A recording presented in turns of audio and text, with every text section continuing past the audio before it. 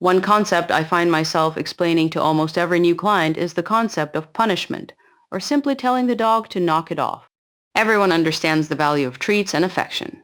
What most people don't see is how, in their attempts to avoid punishment at all costs, they start using food and affection to reinforce the very behavior they are trying to stop.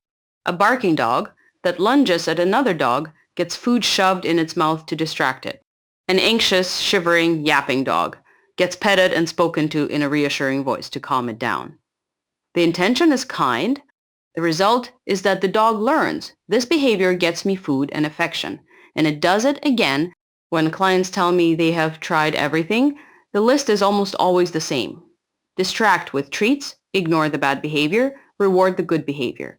These are all strategies for avoiding the problem. The simpler solution is to face it.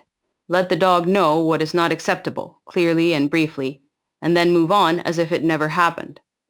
The reason most people can't bring themselves to do this is the fear that their dog will be traumatized and the relationship permanently damaged.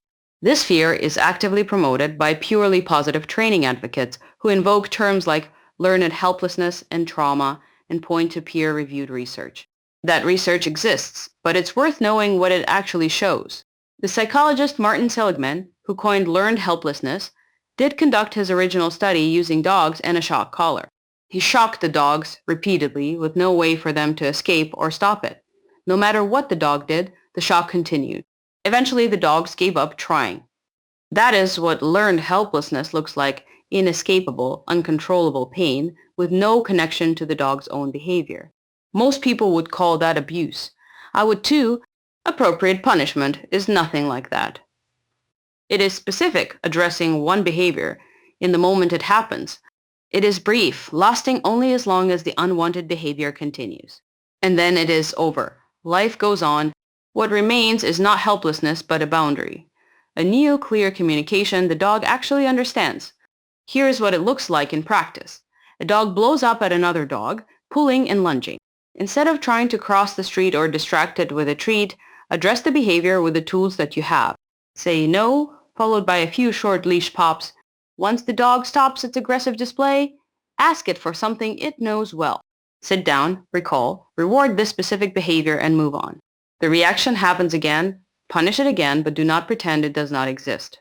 With a few repetitions, the intensity of the behavior will drop, and if you follow through and always address this behavior right away, it will cease to exist.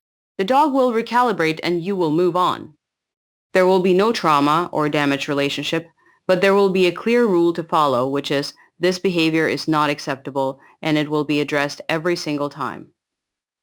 People who see this work are often surprised by how little it takes and how much easier everything becomes, simply because they stopped confusing punishment with cruelty.